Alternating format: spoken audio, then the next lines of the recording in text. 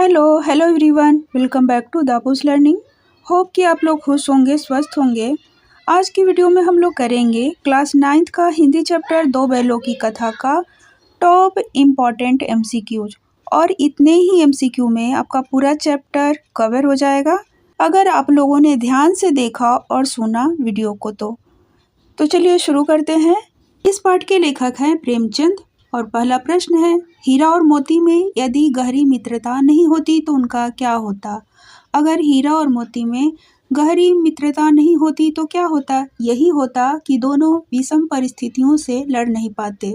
सही उत्तर है सी, दोनों विषम परिस्थितियों से लड़ नहीं पाते, क्योंकि गया के घर से भागने के बाद उनके सामने बहुत सारी विकट परिस्थितियां आई और वे उनसे लड़कर बाहर निकले, इसीलिए कि दोनों में गहरी मित्रता थी, आपसी समझ थी।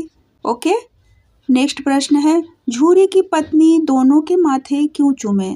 तो इसलिए चूमी थी क्योंकि उसे अपनी गलती का एहसास हो चुका था। सही उत्तर है सी, उसे अपनी गलती का एहसास हो चुका था। उससे पहले वो उनको कमचोर मानती थी, आलसी मानती थी, लेकिन जब कसाई को गांव से खदेड़ने के बाद वे उनके घर पहुंचे तो उसे अपनी गलती का एहसास हो गया था कि मेरे जो बैल हैं कामचोर नहीं हैं। तीसरा प्रश्न है, गधे के कौन से गुण उसे ऋषि मुनियों की श्रेणी में खड़ा कर देते हैं।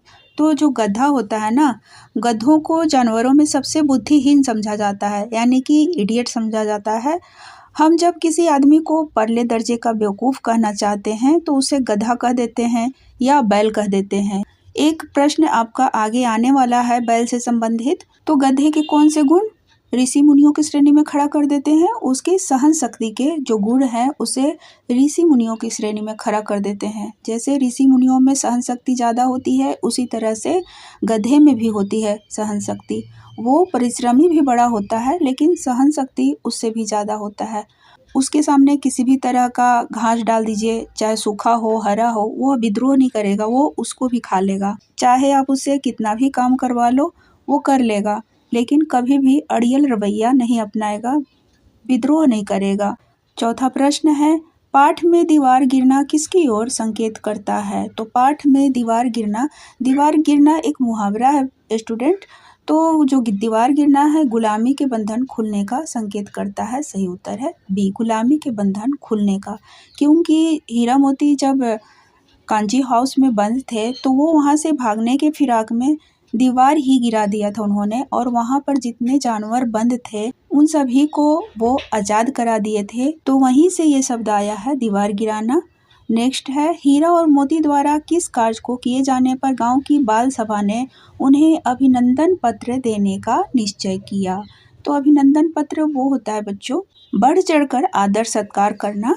तो बाल सभा ने उन्हें अभिनंदन पत्र तब देने का निश्चय किया था जब वे कसाई को मारकर झूरी के पास वापस लौट आए थे, क्योंकि गांव के इतिहास में ऐसा पहली बार हुआ था कि कोई बैल कसाई को भगाकर अपने घर अपने पहले मालिक के पास वापस लौट आया हो। तो अभिनंदन पत्र इस तरह से दिया बच्चों ने कि कोई अपने घर से गुड़ लाया, कोई रोटी लाया, कोई चोकर लाया, कोई खली लाया और जो हीरा मोती थे उनको खिलाया, है ना, खुशी के मारे। नेक्स्ट प्रश्न है छठा, इस पाठ में किन पात्रों के मध्य संबंध बहुत मजबूत थे। तो हीरा और मोती के मध्य संबंध बहुत मजबूत थे, क्योंकि यह कहानी ही हीरा मोती की दोस्ती पर आधारित है। स्टूडेंट, अगर वीडियो आपको अच्छा लग रहा है तो लाइक करते चलिए, क्योंकि जब आप लोग लाइक नहीं करते हो ना तो हम यही सोचते हैं कि कुछ कमी रह गई है, वीडियो अच्छा नहीं बना है। तो आप लोग प्लीज़ लाइक करते चलो। आपके एक लाइक और कमेंट ही हमें इंस्पायर करता है और अच्छा करने के लिए, तो आप प्लीज़ लाइक कर दो। नेक्स्ट प्रश्न है, बैल का जन्म लिया है तो मरने से कहाँ तक बचेंगे, यह कथन किसका है। तो स्टूडेंट, यहाँ पर जितने भी ऑप्शंस हैं सारे गलत हैं। बैल का जन्म लिया है तो मरने से कहाँ तक बचेंगे, यह है कथन हीरा का। सही उत्तर है हीरा का कथन है, याद रखिएगा हीरा का कथन है। जब गया के घर में उनके सामने सिर्फ सूखा भूसा रखा जाता है खाने के लिए तो वो नहीं खाते हैं, और जो गया की लड़की है वो रात को उनके लिए सिर्फ 2 रोटियां लेकर आती है और एक एक रोटी दोनों बैलों को खिला देती है, और उस लड़की की सौतेली माँ उस पर बहुत अत्याचार करती है, उसको मारती पीटती है। वहीं पर हीरा कहता है कि मन करता है गया को अपने सींग पे उठा के पटक दे। तो मोती कहता है कि अगर पकड़े गए हम लोग तो मारे जाएंगे। तो तभी हीरा कहता है कि बैल का जन्म लिया है तो मरने से कहाँ तक बचेंगे। ओके, 8वां प्रश्न है, हम अपना धर्म क्यों छोड़े? कथन में धर्म शब्द से क्या अभिप्राय है? तो हम अपना धर्म क्यों छोड़े, इस कथन में धर्म शब्द से अभिप्राय है अपने कर्तव्यों का निष्ठापूर्वक पालन करने से। कहते हैं ना कि काम ही पूजा है, इसी तरह से अपना जो काम है उसको आप ईमानदारी से निभाइए, निष्ठापूर्वक निभाइए, और वही आपका धर्म है। कोई कुछ भी करता रहे, उससे कोई मतलब नहीं होना चाहिए। 9वां प्रश्न है, लेखक के अनुसार हम किसी मनुष्य को निम्न स्तर का मूर्ख कहने के लिए गधे की संज्ञा क्यों देते हैं? तो हम अपने कर्तव्यों का निष्ठापूर्वक पालन करने से, इस कथन का अभिप्राय है कि हम किसी को गधा तभी कहते हैं जब कोई व्यक्ति अपने कर्तव्यों का निष्ठापूर्वक पालन करता है, किसी से कोई मतलब नहीं होता उसको। जैसे गधे के सामने कोई भी किसी भी तरह का घास डाल दीजिए या कोई भी काम करवा दीजिए, वो कभी मना नहीं करता है। इसी तरह से डे टू लाइफ में हम देखते हैं कि जो भी व्यक्ति ईमानदारी से अपना काम करता है, लोग उसको पता नहीं गधा, पागल, बेवकूफ़, पता नहीं क्या क्या बोलते रहते हैं। और ऐसे लोगों को आजकल मूर्ख भी समझा जाता है, जो दूसरे की फिक्र करता है, दूसरे के बारे में सोचता है। किसी आदमी को परले दर्जे का बेवकूफ़ कहना चाहते हैं तो उसे गधा कहते हैं, बैल कह देते हैं। कोई बच्चा एक जगह का टिक कर नहीं बैठता है, इधर उधर करता रहता है तो उसको बंदर कह देते हैं, है ना। 10वां प्रश्न है, झूरी की पत्नी दोनों बैलों से नाराज होकर उन्हें क्या कहने लगी? तो झूरी की पत्नी दोनों बैलों से नाराज होकर उसे नमक हराम कहने लगी। सही उत्तर है बी, नमक हराम कहने लगी। क्योंकि झूरी की पत्नी के मायके जब दोनों बैल गए थे तो वहाँ वो एक दिन भी नहीं रुके थे, काम नहीं किया था उन्होंने और भाग आए थे, क्योंकि उनके सामने सूखा भूसा रख दिया गया था खाने के लिए। और जब गया अपने घर लेकर जा रहा था तो उसकी पिटाई भी बहुत की थी, इसीलिए वो वहाँ से भाग आए थे। तो झूरी की पत्नी उनको नमक हराम कहती थी और 1 नंबर का कमचोर भी कहा था।